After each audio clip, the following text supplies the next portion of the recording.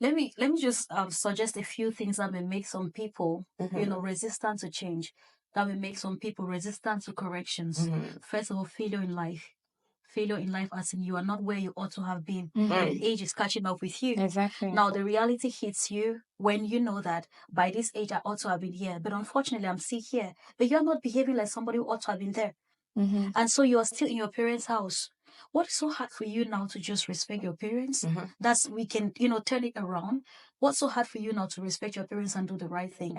But for some people, they will not humble themselves. And that's when now it gets provocative. Now, you mentioned something which is very good, based on how your dad brought you guys up.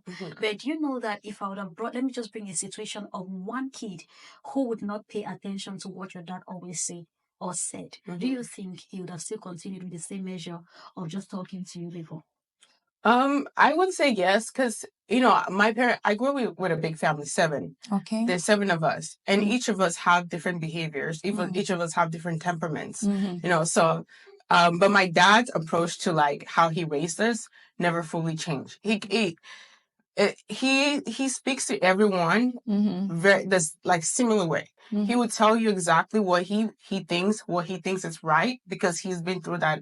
He has more wisdom than all of us. But if you don't listen to him, he still respects your decision, but he's not going to force you.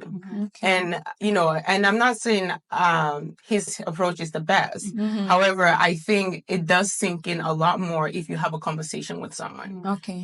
Because if you are, like I said, if you beat someone for so long, they get numb to it. It doesn't change anything. It's like someone that, like a thief.